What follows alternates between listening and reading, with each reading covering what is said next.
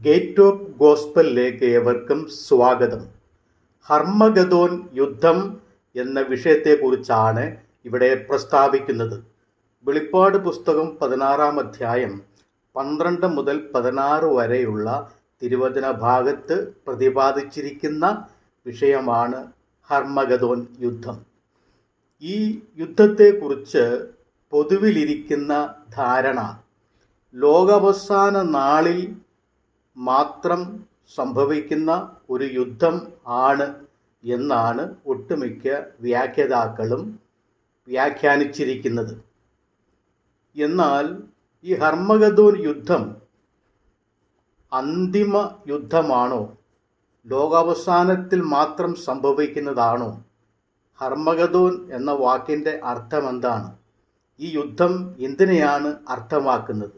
ഇത് എപ്പോഴാണ് നടക്കുന്നത് എന്നതിനെക്കുറിച്ച് ദൈവവചന അടിസ്ഥാനത്തിൽ ഇവിടെ വിചിന്തനം ചെയ്യുന്നു.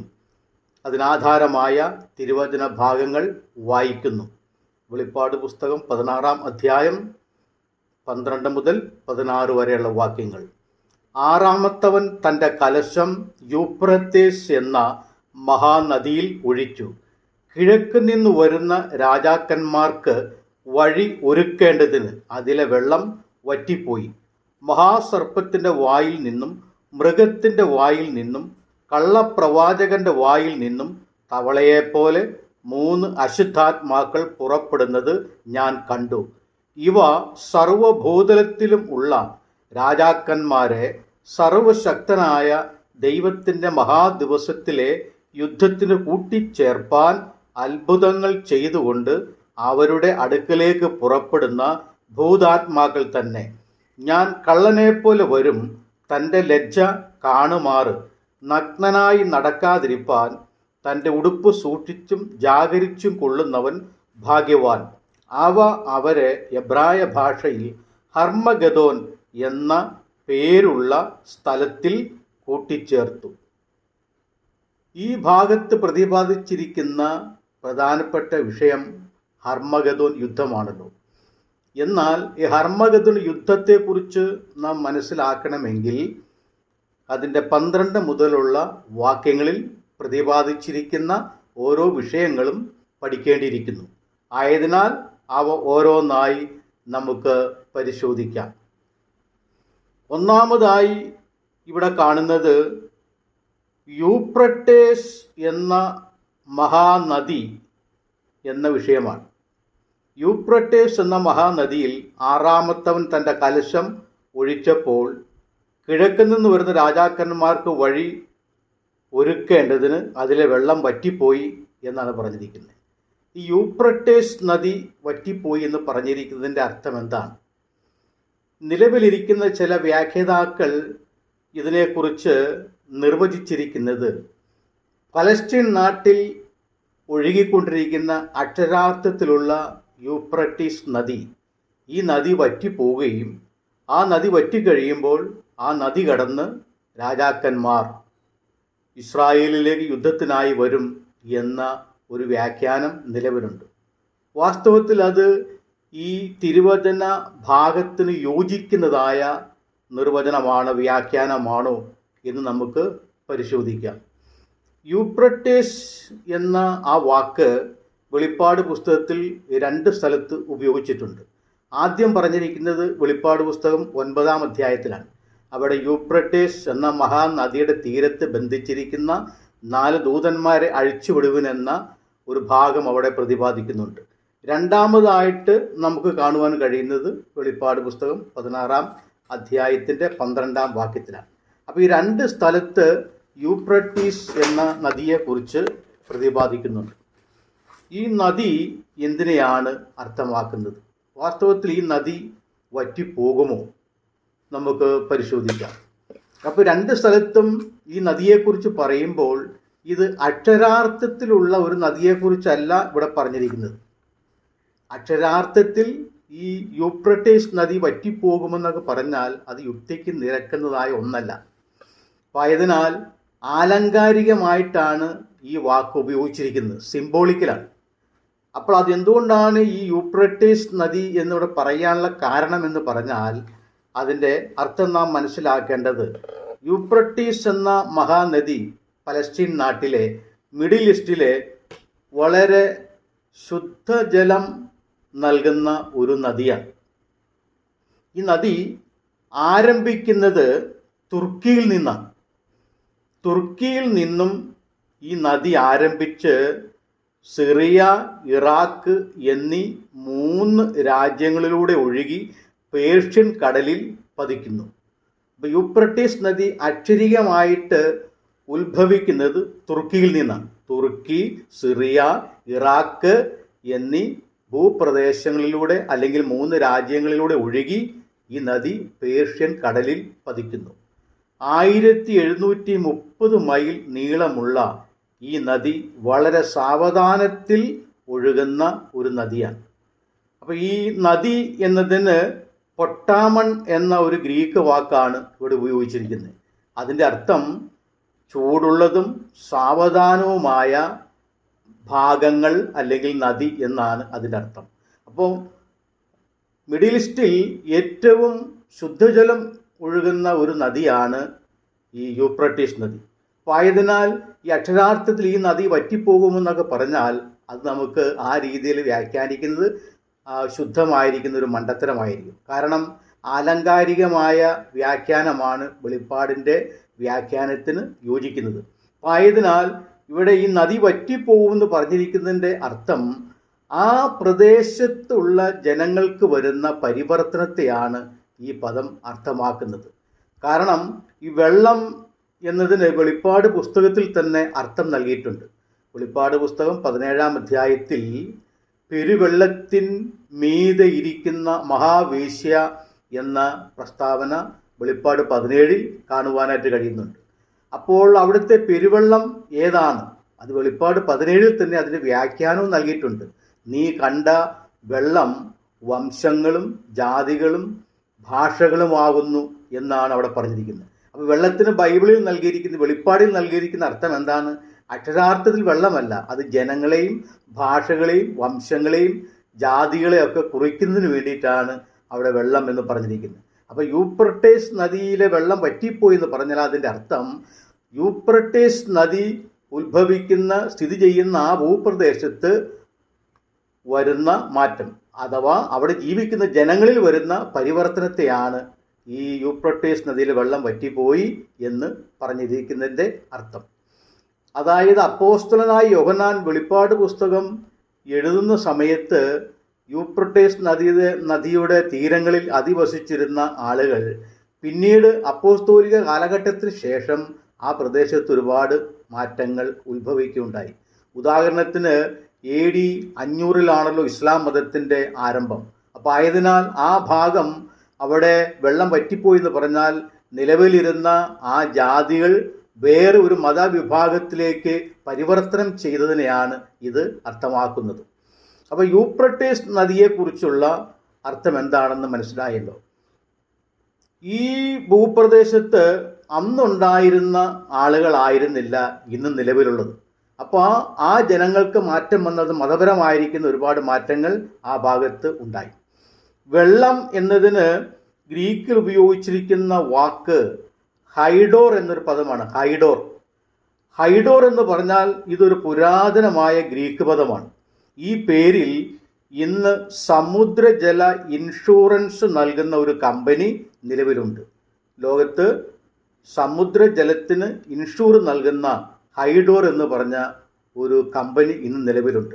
അപ്പോൾ ഗ്രീക്കിലെ പുരാതന പദമാണ്, വെള്ളത്തിന് ഉപയോഗിച്ചിരിക്കുന്ന പുരാതന പദമാണ് ഹൈഡോർ എന്നുള്ളത്. അപ്പോൾ ഈ യൂഫ്രട്ടീസ് നദിയെക്കുറിച്ചും ആ നദി വറ്റിപ്പോകുന്നതിൻ്റെ അർത്ഥം എന്താണ് എന്നതിനെക്കുറിച്ച് മനസ്സിലായല്ലോ. അക്ഷരാർത്ഥത്തിൽ ഇന്ന് നിലവിലിരിക്കുന്ന യൂഫ്രട്ടീസ് നദി വറ്റിപ്പോകും എന്നല്ല അതിൻ്റെ അർത്ഥം. അതിൻ്റെ സിംബോളിക്കൽ അർത്ഥമാണ് മനസ്സിലാക്കേണ്ടത്. ആ വെള്ളം ആ ദേശത്ത് ഉണ്ടായിരുന്ന ജനങ്ങളാണ്. ആ ജനങ്ങൾക്ക് പിന്നീട് അപ്പോസ്തോലിക കാലഘട്ടത്തിന് ശേഷം വരുന്ന മാറ്റങ്ങളെക്കുറിച്ചാണ്, മതപരമായ മാറ്റങ്ങളെക്കുറിച്ചാണ് ഈ ഭാഗം അർത്ഥമാക്കിയിരിക്കുന്നത്. രണ്ടാമത് നാം അവിടെ കാണുന്നത്, ഈ നദി വറ്റിക്കഴിയുമ്പോഴാണല്ലോ കിഴക്ക് നിന്നും വരുന്ന രാജാക്കന്മാർക്ക് വഴി ഒരുങ്ങേണ്ടതിനാണല്ലോ ഈ വെള്ളം വറ്റിപ്പോകുന്നത്. അപ്പോൾ ഈ കിഴക്ക് നിന്നും വരുന്ന രാജാക്കന്മാർ ആരാണ് എന്നതിനെക്കുറിച്ച് മനസ്സിലാക്കേണ്ടത് ആവശ്യമാണ്. അപ്പോൾ ഈ വാക്യത്തിൽ രാജാക്കന്മാർ എന്നതിന് ഉപയോഗിച്ചിരിക്കുന്ന ഗ്രീക്ക് പദം ബാസിലിയോൺ എന്ന വാക്കാണ്. ബാസിലിയോൺ എന്ന ആ വാക്കിൻ്റെ അർത്ഥം രാജാക്കന്മാരുടെ രാജാവ് എന്നാണ്. വെറും രാജാവെന്നല്ല, അല്ലെങ്കിൽ രാജാക്കന്മാരെന്നല്ല, രാജാക്കന്മാരുടെ രാജാവ് എന്നാണ് ബാസിലിയോൺ എന്ന വാക്കിൻ്റെ അർത്ഥം. അതായത് ഇത് ഭൂമിയിൽ നിലവിലുണ്ടായിരുന്നതോ ഇനി നിലവിൽ വരാനിരിക്കുന്നതോ ആയ ഏതെങ്കിലും ഭരണകർത്താക്കളെയോ രാജാക്കന്മാരെ അല്ല ഈ വാക്ക് അർത്ഥമാക്കിയിരിക്കുന്നത്. അതായത് ബാസിലിയോൺ എന്ന പദം രാജാക്കന്മാരുടെ രാജാവ് എന്നാണല്ലോ ആ വാക്കിൻ്റെ അർത്ഥം. അപ്പോൾ ആ വാക്ക് ദൈവത്തിന് കൊടുത്തിരിക്കുന്ന ഒരു പദവിയാണ്, അല്ലെങ്കിൽ ഒരു നാമമാണ്. ഈ പദം ഒരു തവണ പിതാവായ ദൈവത്തിനും 1 തീമോത്തിയോസ് 6:15 വാക്യം 2 തവണ കർത്താവായ യേശു ക്രിസ്തുവിനും നൽകിയിട്ടുണ്ട്. വെളിപ്പാട് പുസ്തകം 17:14 + 19:16 വാക്യത്തിലും ഈ പദമാണ് ഉപയോഗിച്ചിരിക്കുന്നത്, ബാസിലിയോൺ. അപ്പോൾ ദൈവം എന്നതിനും കർത്താവായ യേശു ക്രിസ്തു എന്നതിനും ബാസിലിയോൺ എന്ന വാക്ക് ബൈബിളിൽ ഉപയോഗിച്ചിട്ടുണ്ട്. വേറെ അക്ഷരാർത്ഥത്തിലുള്ള മനുഷ്യർക്കോ ഭരണകർത്താക്കൾക്കോ രാജാക്കന്മാർക്കോ ഈ വാക്ക് ഉപയോഗിച്ചിട്ടില്ല. അപ്പോൾ കിഴക്ക് നിന്നും വരുന്ന രാജാക്കന്മാരെന്ന് പറഞ്ഞാൽ അത് രാജാക്കന്മാരുടെ രാജാവാണ്. അത് കർത്താവായ യേശു ക്രിസ്തുവിനെയും പിതാവായ ദൈവത്തെയുമാണ് ഈ പദം അർത്ഥമാക്കിയിരിക്കുന്നത്, അല്ലാതെ മനുഷ്യരെയല്ല. അപ്പോൾ ഈ വാക്ക് 2 പ്രാവശ്യം ബൈബിളിൽ ഉപയോഗിച്ചിട്ടുണ്ട്, ദൈവത്തിന് വേണ്ടിയും യേശു ക്രിസ്തുവിന് വേണ്ടിയും. പിതാവായ ദൈവത്തിന് വേണ്ടിയും യേശു ക്രിസ്തുവിന് വേണ്ടിയും. ഇത് ദൈവത്തിൻ്റെ ഒരു സ്ഥാനപ്പേരായിട്ടാണ് ഈ വാക്ക് ഇവിടെ ഉപയോഗിച്ചിരിക്കുന്നത്. അപ്പോൾ രാജാക്കന്മാരുടെ രാജാവ്, അല്ലെങ്കിൽ കിഴക്കുനിന്ന് വരുന്ന രാജാക്കന്മാർ ആരാണെന്ന് മനസ്സിലായല്ലോ. അടുത്തത് മഹാസർപ്പമാണ്. അതായത് മഹാസർപ്പത്തിൻ്റെയും കള്ളപ്രവാചകൻ്റെയും മൃഗത്തിൻ്റെയും വായിൽ നിന്നും തവളയെപ്പോലെ 3 അശുദ്ധാത്മാക്കൾ പുറപ്പെട്ടു എന്നാണ് നാം വായിച്ച വേദഭാഗത്ത് പ്രസ്താവിച്ചിരിക്കുന്നത്. അപ്പോൾ ആദ്യമായിട്ട് ഈ മഹാസർപ്പം ആരാണ് എന്ന് മനസ്സിലാക്കാം. മഹാസർപ്പം എന്നതിന് ഗ്രീക്കിൽ ഉപയോഗിച്ചിരിക്കുന്ന വാക്ക് ഡ്രാക്കോൺ എന്നൊരു പദമാണ്. ഡ്രാക്കോൺ എന്ന് പറഞ്ഞാൽ വ്യാളി, വലിയ സർപ്പം എന്നൊക്കെയാണ് ആ വാക്കിൻ്റെ അക്ഷരീയമായ അർത്ഥം. എന്നാൽ ഈ മഹാസർപ്പം പ്രതിനിധാനം ചെയ്യുന്നത്, അല്ലെങ്കിൽ ഈ മഹാസർപ്പം അർത്ഥമാക്കുന്നത് പുരാതന കാവ്യ റോമൻ സാമ്രാജ്യത്തെയാണ് മഹാസർപ്പം അർത്ഥമാക്കിയിരിക്കുന്നത്. റോമൻ സാമ്രാജ്യത്തെ ആലങ്കാരികമായ അർത്ഥത്തിലാണ് മഹാസർപ്പം എന്ന് പറഞ്ഞിരിക്കുന്നത്. വെളിപ്പാട് 12-ാം അധ്യായത്തിലും വെളിപ്പാട് പുസ്തകം 20-ാം അധ്യായത്തിലും മഹാസർപ്പം എന്ന വാക്ക് ഉപയോഗിക്കുന്നുണ്ടല്ലോ. അതെല്ലാം കാവ്യ റോമൻ സാമ്രാജ്യത്തെയാണ് ഈ മഹാസർപ്പം എന്ന വാക്കുകൊണ്ട് വെളിപ്പാട് പുസ്തകത്തിൽ അർത്ഥമാക്കിയിരിക്കുന്നത്. അപ്പോൾ അത് ആലങ്കാരികമായ അർത്ഥത്തിൽ പ്രതിരൂപമായിട്ടാണ് നൽകിയിരിക്കുന്നത്. അപ്പോൾ മഹാസർപ്പം പുരാതന റോമൻ സാമ്രാജ്യം. അപ്പോൾ അതിൻ്റെ വായിൽ നിന്നും തവളയെപ്പോലെ അശുദ്ധാത്മാക്കൾ പുറപ്പെട്ടു എന്ന് പറഞ്ഞാൽ റോമൻ സാമ്രാജ്യത്തിൽ യേശുക്രിസ്തു സ്ഥാപിച്ച സത്യസഭ അധികവും നിലനിന്നിരുന്നത് റോമൻ സാമ്രാജ്യം ഉൾപ്പെടുന്ന പ്രദേശത്തായിരുന്നല്ലോ. പലസ്തീൻ നാടും അന്ന് റോമൻ സാമ്രാജ്യത്തിൻ്റെ ആധിപത്യത്തിന് കീഴിലായിരുന്നു. അപ്പോൾ റോമൻ സാമ്രാജ്യത്തിൽ നിലനിന്നിരുന്ന ക്രിസ്തു സ്ഥാപിച്ച സത്യസഭയെ റോമൻ സാമ്രാജ്യം ഉപദ്രവിച്ചതിൻ്റെയും അല്ലെങ്കിൽ ദുരുപദേശത്താൽ ഈ സഭയെ നശിപ്പിക്കാൻ ശ്രമിച്ചതിൻ്റെയും അർത്ഥമാണ് വായിൽ നിന്നും തവളയെപ്പോലെ അശുദ്ധാത്മാവ് പുറപ്പെട്ടു എന്ന് പറഞ്ഞിരിക്കുന്നതിൻ്റെ അർത്ഥം. അടുത്തത് മൃഗത്തിൻ്റെ വായിൽ നിന്നും ഇന്ന് നാം കാണുന്നു. മൃഗം, മഹാസർപ്പം കഴിഞ്ഞാൽ പിന്നെ അടുത്തത് മൃഗമാണ്. ഈ മൃഗം എന്തിനെയാണ് അർത്ഥമാക്കുന്നത്? ഇവിടെ മൃഗം എന്നതിന് ഇംഗ്ലീഷിൽ ബീസ്റ്റ് എന്ന വാക്കാണ് ഉപയോഗിച്ചിരിക്കുന്നത്. ഗ്രീക്ക് മൂലത്തിൽ ഉപയോഗിച്ചിരിക്കുന്ന പദം തെരിയോ എന്ന വാക്കാണ്. തെരിയോ അല്ലെങ്കിൽ ബീസ്റ്റ് എന്ന് പറഞ്ഞാൽ കാട്ടുമൃഗം എന്നാണ് ഇതിൻ്റെ അർത്ഥം. വീട്ടുമൃഗമല്ല, കാട്ടുമൃഗം. വെളിപ്പാട് പുസ്തകത്തിൽ ഈ മൃഗം എന്ന പദം 37 പ്രാവശ്യം ഉപയോഗിച്ചിട്ടുണ്ട്. ഈ 37 സ്ഥലങ്ങളിലും ഒരേ അർത്ഥമല്ല വരുന്നത്, വിവിധ അർത്ഥങ്ങളാണ് അവിടെ മൃഗം എന്നതിന് ഉപയോഗിച്ചിരിക്കുന്നത്.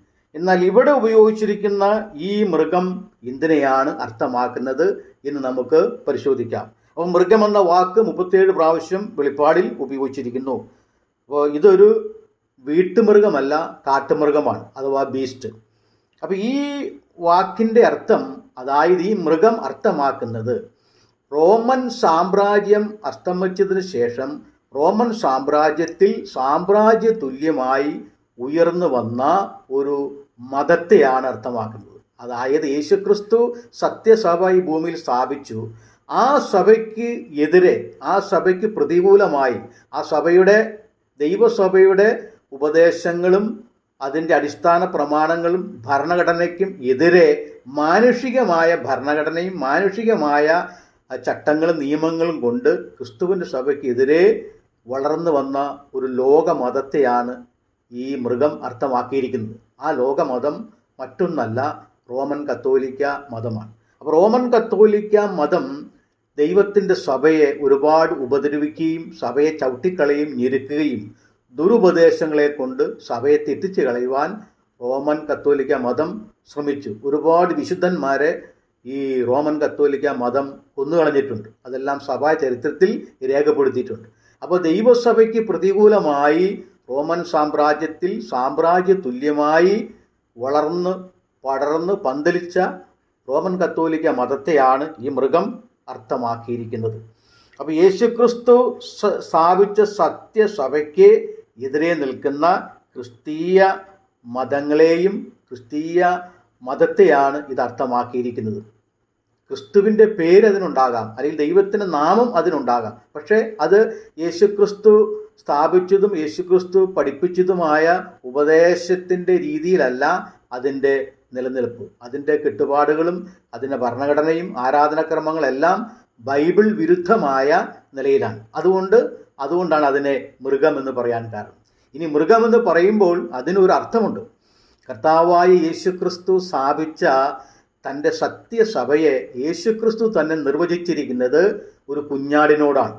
ചെറിയ ആട്ടിൻകൂട്ടമേ, നിങ്ങൾ ഭയപ്പെടേണ്ട, പിതാവ് നിങ്ങൾക്ക് രാജ്യം തരുവാൻ ഒരുങ്ങിയിരിക്കുന്നു, നിങ്ങൾക്ക് രാജ്യം തരുവാൻ ആഗ്രഹിക്കുന്നു എന്നാണ് കർത്താവ് തന്നെ നേരിട്ട് പറഞ്ഞിരിക്കുന്നത്. അപ്പോൾ ക്രിസ്തു സ്ഥാപിച്ച തൻ്റെ സഭയെ ഒരു ആടിനോടാണ് ഉപമിച്ചിരിക്കുന്നത്. ആടൊരു മൃഗമാണല്ലോ, അതൊരു വിശുദ്ധ ജീവിയാണ്, നിഷ്കളങ്കമായതാണ് ഈ കുഞ്ഞാട് അല്ലെങ്കിൽ ആട് എന്നുള്ളത്. അപ്പോൾ ആ സഭയാകുന്ന കുഞ്ഞാടിന് എതിരെ വരുന്ന മറ്റൊരു മൃഗമാണ്, അതൊരു കാട്ടുമൃഗമാണ്. അതാണ് റോമൻ കത്തോലിക്ക മതം. അപ്പോൾ യേശുക്രിസ്തുവിൻ്റെ പേര് നിലകൊള്ളുന്ന, ഇനി ഉണ്ടാകുവാനിരിക്കുന്നതും ഉണ്ടായിട്ടുള്ളതുമായ നാമധേയ മതങ്ങളെയാണ് ഈ ബീസ്റ്റ് അല്ലെങ്കിൽ തെരിയോ അല്ലെങ്കിൽ മൃഗം അർത്ഥമാക്കിയിരിക്കുന്നത്. അടുത്തത് കള്ളപ്രവാചകനാണ്. കള്ളപ്രവാചകൻ എന്ന് പറഞ്ഞാൽ എന്താണ് അതിൻ്റെ അർത്ഥം?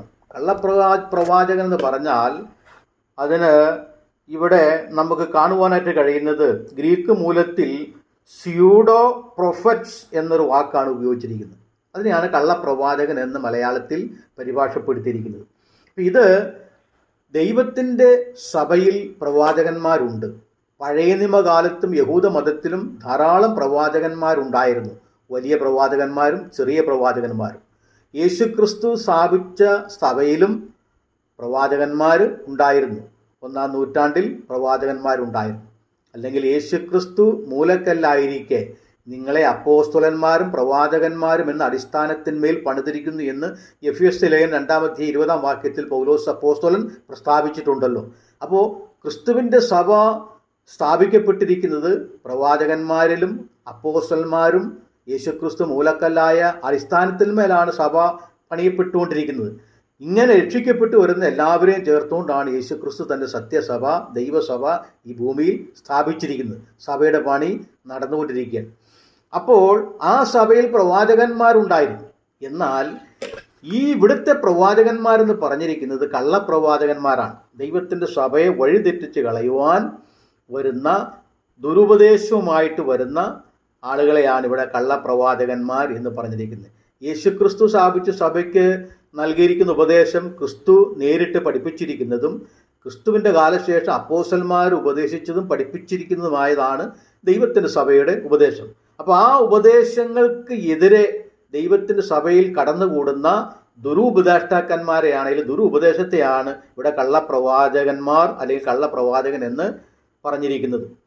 കള്ളപ്രവാചകന്മാർ പലരും വന്ന് അനേകരെ തെറ്റിക്കും. മത്തായിയുടെ സുവിശേഷം 24:11 ഇത് യേശുക്രിസ്തു തന്നെ നേരിട്ട് പറഞ്ഞിട്ടുള്ള കാര്യമാണ്. അപ്പോൾ കർത്താവിൻ്റെ കാലശേഷം അല്ലെങ്കിൽ അപ്പോസ്റ്റലന്മാരുടെ കാലശേഷം ദൈവത്തിൻ്റെ സഭയിലേക്ക് കള്ളപ്രവാചകന്മാർ കടന്നു വരും. അവർ വന്ന് അനേകരെ തെറ്റിക്കുമെന്നാണ് പറഞ്ഞിരിക്കുന്നത്. ഉപദേശത്തിലൂടെ തെറ്റായ ഉപദേശം, ദുരുപദേശം പറഞ്ഞ് യേശുക്രിസ്തു അപ്പോസ്റ്റലന്മാർ പഠിപ്പിച്ച ഉപദേശത്തിന് വിപരീതമായ ആശയങ്ങളും ഉപദേശങ്ങളും പറഞ്ഞ് സഭയെ തെറ്റിക്കുമെന്ന് കർത്താവ് മുൻകൂട്ടി പറഞ്ഞിരിക്കുന്നു. അതുകൊണ്ട് അങ്ങനെയുള്ള കള്ളപ്രവാചകന്മാർ വരുമ്പോൾ അവരെ ശ്രദ്ധിക്കണം, അവരുടെ പിന്നാലെ പോകരുത്, അവരുടെ ഉപദേശങ്ങൾ ശ്രദ്ധിക്കരുത്, വിശ്വസിക്കരുത് എന്നാണ് ഇവിടെ അപ്പോസ്തലൻ നൽകിയിരിക്കുന്ന അർത്ഥം. വീണ്ടും കള്ളപ്രവാചകന്മാരെ സൂക്ഷിച്ചുകൊള്ളുവിൻ, അവർ ആടുകളുടെ വേഷം പൂണ്ട് നിങ്ങളുടെ അടുക്കൽ വരുന്നു. മത്തായി 7:15. അപ്പോൾ പ്രവാചകന്മാരെ സൂക്ഷിക്കണം, അവർ ആടുകളുടെ വേഷം പൂണ്ട് നിങ്ങളുടെ അടുക്കൽ വരുമെന്ന് കർത്താവ് തന്നെയാണ് നേരിട്ട് പറഞ്ഞിരിക്കുന്നത്. ആട് നിഷ്കളങ്കമായ ജീവിയാണല്ലോ, ദൈവത്തിൻ്റെ സഭയാണല്ലോ ആട്, ചെറിയ ആട്ടിൻകൂട്ടം. അപ്പോൾ ഈ ആട്ടിൻകൂട്ടങ്ങളുടെ ഇടയിലേക്ക് ഞാനും ഒരു ആടാണെന്ന് പറഞ്ഞ് വ്യാജേന ആടുകളുടെ വേഷം കൊണ്ട് ദുരുപദേഷ്ടാക്കന്മാർ കടന്നു വരും. അങ്ങനെ കടന്നു വരുമ്പോൾ അവരുടെ ഉപദേശം കേൾക്കരുത്.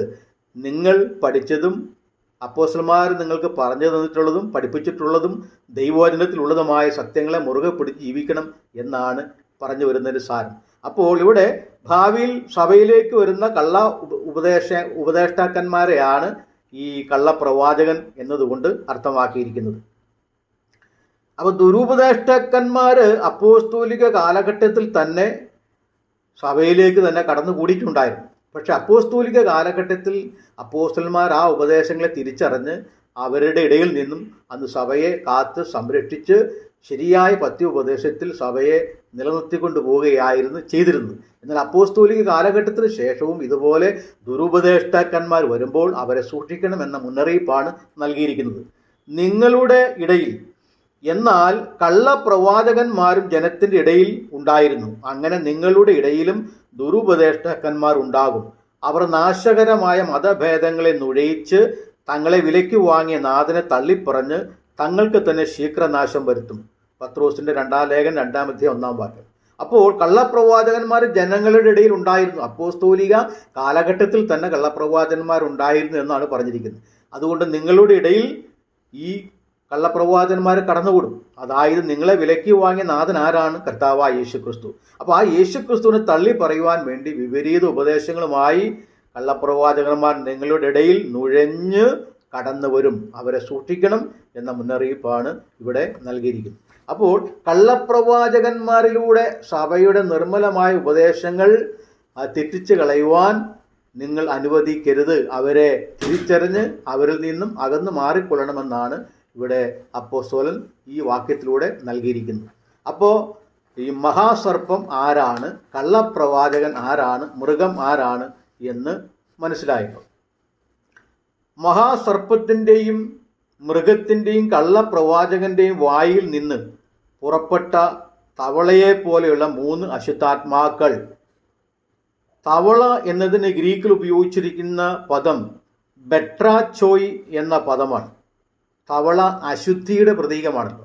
അപ്പോൾ ഈ തവള അശുദ്ധിയുടെ പ്രതീകമാണ്. അപ്പോൾ ഈ 3 മഹാസർപ്പത്തിൻ്റെയും മൃഗത്തിൻ്റെയും കള്ളപ്രവാചകൻ്റെയും വായിൽ നിന്നും തവളയെപ്പോലെ 3 അശുദ്ധാത്മാക്കൾ പുറപ്പെട്ടെന്ന് പറയുമ്പോൾ വിശുദ്ധമായ ദൈവത്തിൻ്റെ സത്യസഭയെ അശുദ്ധമാക്കുവാൻ വേണ്ടി വന്ന ദുരുപദേഷ്ടാക്കന്മാരെയാണ് ഈ 3 അർത്ഥമാക്കിയിരിക്കുന്നത്.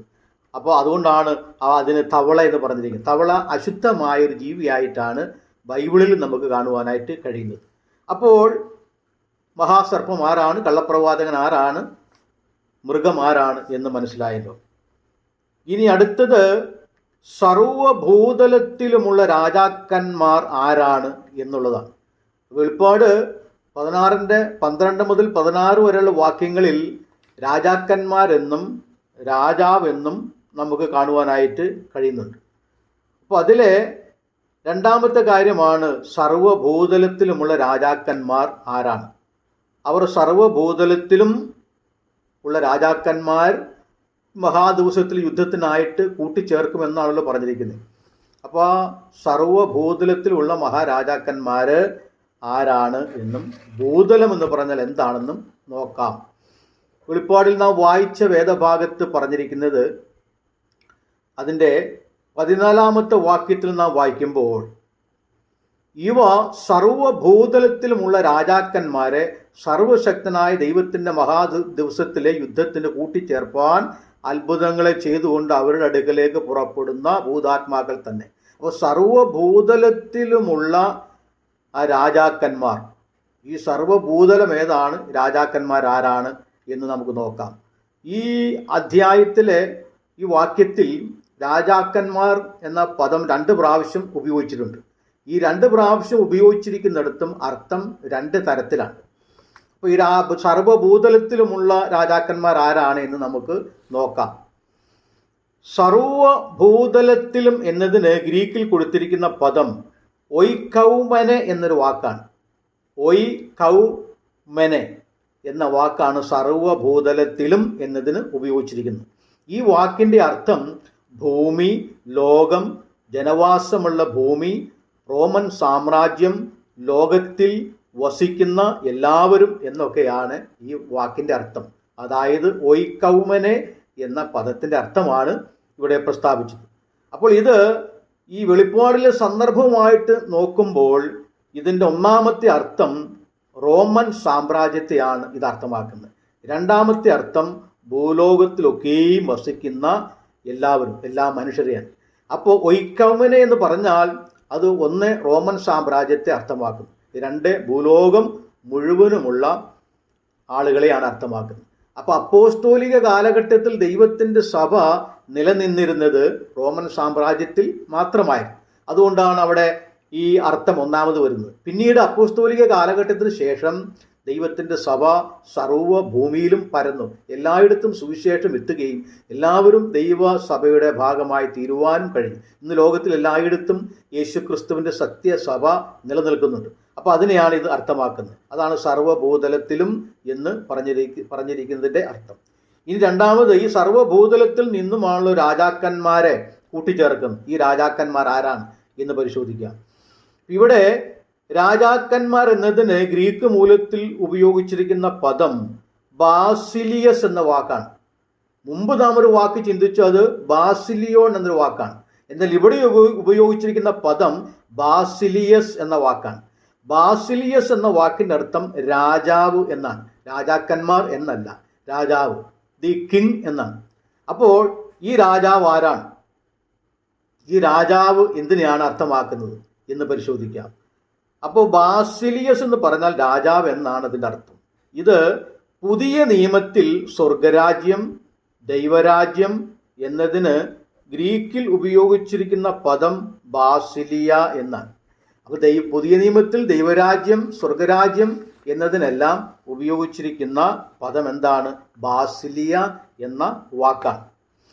ഇത് ഒരു രാജാവ് ഭരിക്കുന്ന പ്രദേശമെന്നും രാജ്യം എന്നും പരമാധികാരം എന്നും ഒക്കെയാണ് ഈ വാക്കിൻ്റെ അർത്ഥം. അപ്പോൾ ബാസിലി എന്ന് പറഞ്ഞാൽ രാജാവ് എന്നും, ഒരു രാജാവ് ഭരിക്കുന്ന പ്രദേശം, രാജ്യം അല്ലെങ്കിൽ പരമാധികാരം എന്നൊക്കെയാണ് അർത്ഥം.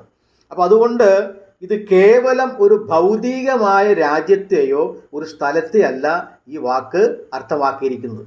മറിച്ച് കർത്താവായ യേശുക്രിസ്തു വിശ്വാസികളുടെ ഹൃദയത്തിൽ വസിച്ചുകൊണ്ട് ദൈവത്തിൻ്റെ സജീവവും സാർവത്രികവുമായ വാഴ്ചയെയും ആധിപത്യത്തെയുമാണ് ഇത് വ്യക്തമാക്കിയിരിക്കുന്നത്, ഈ വാക്ക് അർത്ഥമാക്കുന്നത്. അപ്പോൾ ബാസിലി എന്ന് പറഞ്ഞാൽ കർത്താവായ യേശുക്രിസ്തു വിശ്വാസികളുടെ ഹൃദയത്തിൽ രാജാവായി വാഴുന്നു, അല്ലെങ്കിൽ തൻ്റെ സഭയാകുന്ന രാജ്യത്തിൽ, ദൈവരാജ്യമാകുന്ന സഭയാകുന്ന ദൈവരാജ്യത്തിൽ കർത്താവായ യേശുക്രിസ്തു രാജാവായി ഇന്ന് വാണുകൊണ്ടിരിക്കുന്നതിനെയാണ് ഈ പദം അർത്ഥമാക്കിയിരിക്കുന്നത്. അപ്പോൾ സർവ്വഭൂതലത്തിലുള്ള രാജാക്കന്മാരെന്ന് പറഞ്ഞാൽ ആ രാജാക്കന്മാർ എന്നുള്ളത് മലയാള ബൈബിളിൽ ഉപയോഗിച്ചിരിക്കുന്ന ആ പദം ശരിയല്ല. അത് ശരിയായ അർത്ഥം രാജാവ് എന്നാണ്. ആ രാജാവ് ആരാണ്? നമ്മുടെ കർത്താവായ യേശുക്രിസ്തു. ക്രിസ്തു ഈ ലോകത്തിൽ ഒരു രാജ്യം സ്ഥാപിച്ചിട്ടുണ്ട്. ആ രാജ്യമാണ് ദൈവരാജ്യം, അല്ലെങ്കിൽ അത് ദൈവസഭയുടെ മറ്റൊരു പതിപ്പാണ് ദൈവരാജ്യം. ആ ദൈവരാജ്യത്തിൽ യേശുക്രിസ്തു ഇരുന്ന് ഭരിച്ചുകൊണ്ടിരിക്കുകയാണ്. അപ്പോൾ അതാണ് സർവ്വഭൂതലത്തിലുമുള്ള രാജാക്കന്മാരെന്ന് പറഞ്ഞിരിക്കുന്നതിൻ്റെ അർത്ഥം. ഇനി ചിന്തിക്കുന്നത് ദൈവത്തിൻ്റെ മഹാദിവസത്തിലെ യുദ്ധം എന്ന് പറഞ്ഞാൽ എന്താണ് അർത്ഥം? അപ്പോൾ സർവ്വഭൂതലത്തിലുമുള്ള രാജാക്കന്മാരെ സർവശക്തനായ ദൈവത്തിൻ്റെ മഹാദിവസത്തിലെ യുദ്ധത്തിനായിട്ട് അവരെ കൂട്ടി വരുത്തി എന്നാണല്ലോ പറഞ്ഞിരിക്കുന്നത്. അപ്പോൾ അങ്ങനെയെങ്കിൽ ദൈവത്തിൻ്റെ മഹാദിവസം എന്ന് പറഞ്ഞാൽ എന്താണ് അതിൻ്റെ അർത്ഥം? വെളിപ്പാടിൽ നാം വായിക്കുന്ന അങ്ങനെയാണല്ലോ, സർവശക്തനായ ദൈവത്തിൻ്റെ ആ മഹാദിവസം. വെളിപ്പാടിൽ 15-ാമത്തെ വാക്യത്തിൽ നാം വായിക്കുന്നത്, 14-ാമത്തെ വാക്യം വായിക്കുമ്പോൾ, ഇവ സർവ്വഭൂതലത്തിലുമുള്ള രാജാക്കന്മാരെ സർവശക്തനായ ദൈവത്തിൻ്റെ മഹാദിവസത്തിലെ യുദ്ധത്തിന് കൂട്ടിച്ചേർപ്പാൻ വന്നു. അപ്പം സർവശക്തനായ ദൈവത്തിൻ്റെ മഹാദിവസം ഏതാണ്, അത് എന്താണെന്ന് പരിശോധിക്കേണ്ടത് ആവശ്യമാണ്. ഇവിടെ ഇംഗ്ലീഷ് ബൈബിളിൽ ഉപയോഗിച്ചിരിക്കുന്നത് great day of God almighty എന്ന വാക്കാണ് ഉപയോഗിച്ചിരിക്കുന്നത്. സർവശക്തനായ ദൈവത്തിൻ്റെ ആ മഹാദിവസം. ദൈവത്തിൻ്റെ മഹാദിവസം എന്നാൽ എന്താണ് അർത്ഥം? ദൈവത്തിൻ്റെ മഹാദിവസം എന്ന് പറഞ്ഞാൽ എബ്രായ ബൈബിളിൽ അതിന് ഉപയോഗിച്ചിരിക്കുന്ന വാക്ക് യോം അഡോണൈ എന്നൊരു വാക്കാണ്. യോം അഡോണൈ. യോം അഡോണൈ എന്ന് പറഞ്ഞാൽ ദൈവത്തിൻ്റെ മഹാദിവസം, യഹോവയുടെ ദിവസം, കർത്താവിൻ്റെ ദിവസം എന്നെല്ലാം ആ വാക്കിന് അർത്ഥമുണ്ട്. അപ്പോൾ യോം അഡോണൈ എന്ന പദമാണ് ഉപയോഗിച്ചിരിക്കുന്നത്. മലയാള ബൈബിളിൽ ഈ വാക്ക് ഇപ്രകാരം വിവർത്തനം ചെയ്തിരിക്കുന്നു: യഹോവയുടെ ദിവസം വലുതും അതിഭയങ്കരവും ആകുന്നു. യോവേൽ 2:11 വാക്യം. യഹോവയുടെ മഹാദിവസം, സഫന്യാവ് 1-ാം 14 യഹോവയുടെ വലുതും ഭയങ്കരവുമായ നാൾ, മലാക്കി 4-ാം 5 വാക്യം. അപ്പോൾ പഴയ നിയമത്തിൽ യഹോവയുടെ ദിവസം, യഹോവയുടെ വലുതും ഭയങ്കരവുമായ ദിവസം, യഹോവയുടെ നാൾ എന്നെല്ലാം പറഞ്ഞിരിക്കുന്നിടത്ത് യോം അഡോണൈ എന്ന എബ്രായ വാക്കാണ് ഉപയോഗിച്ചിരിക്കുന്നത്. ഈ ദിവസം ഇതുവരെയും ആസന്നമായിട്ടില്ല. ഇത് കർത്താവായ യേശുക്രിസ്തുവിൻ്റെ 2ാമത്തെ വരവിനെ സൂചിപ്പിക്കുന്ന ഒരു വാക്കാണ് ഈ യഹോവയുടെ മഹാദിവസം എന്നുള്ളത്. ഇത് പഴയ നിയമത്തിൽ കർത്താവായ യേശുക്രിസ്തുവിൻ്റെ 1ാമത്തെ വരവിനെ സൂചിപ്പിക്കുന്ന ആ പ്രവചനങ്ങളുണ്ടല്ലോ, അതുപോലെ തന്നെ 2ാമത്തെ വരവിനെ സൂചിപ്പിക്കുന്ന പ്രവചന ഭാഗങ്ങളാണ് ഈ ദിവസം, യഹോവയുടെ ദിവസം, കർത്താവിൻ്റെ ദിവസം എന്നുള്ളത്. അത് ഇതുവരെയും സംജാതമായിട്ടില്ല. അപ്പോൾ ആയതിനാൽ ആ ദിവസത്തെയാണ് ഇത് അർത്ഥമാക്കിയിരിക്കുന്നത്. ഇത് പുതിയ നിയമത്തിൽ ദൈവത്തിൻ്റെ മഹാദിവസം എന്നതിന് ഗ്രീക്കിൽ ഉപയോഗിച്ചിരിക്കുന്ന പദം ഹെമരെ കൈരിയോ എന്നൊരു വാക്കാണ്. ഹെമരെ കൈരിയോ എന്ന വാക്കാണ് ഇവിടെ കർത്താവിൻ്റെ ദിവസം അല്ലെങ്കിൽ യഹോവയുടെ ദിവസം എന്നതിന് ഉപയോഗിച്ചിരിക്കുന്നത്. ഇത് കർത്താവായ യേശുവിൻ്റെ നാൾ. 1 കൊരിന്ത്യർ 2 കൊരിന്ത്യർ 1:14 വാക്യത്തിൽ അത് പറയുന്നുണ്ട്. കർത്താവായ യേശുവിൻ്റെ നാൾ, കർത്താവിൻ്റെ നാൾ. 2 തെസ്സലോനിക്കർ 2:2 വാക്യം. ദൈവത്തിൻ്റെ വരവ് 2 പത്രോസ് 3:11-12 വാക്യങ്ങൾ. യേശുവിൻ്റെ നാൾ, കർത്താവിൻ്റെ നാൾ എന്നുള്ളിടത്തെല്ലാം ഗ്രീക്കിൽ ഉപയോഗിച്ചിരിക്കുന്ന പദമാണ് ഹെമരെ കൈരിയോ എന്ന വാക്ക്. അപ്പോൾ ഈ നാൾ ഇതുവരെയും ആസന്നമായിട്ടില്ല. കർത്താവായ യേശുക്രിസ്തുവിൻ്റെ 2ാമത്തെ വരവിനെ സൂചിപ്പിക്കുന്ന ആ പദങ്ങളാണ് ഈ കർത്താവിൻ്റെ നാൾ അല്ലെങ്കിൽ great day of God almighty എന്ന് പറഞ്ഞാൽ സർവശക്തനായ ദൈവത്തിൻ്റെ ദിവസം എന്ന് പറഞ്ഞിരിക്കുന്നത് യേശുക്രിസ്തുവിൻ്റെ പുനരാഗമനത്തെ സൂചിപ്പിക്കുന്ന പദമാണ്.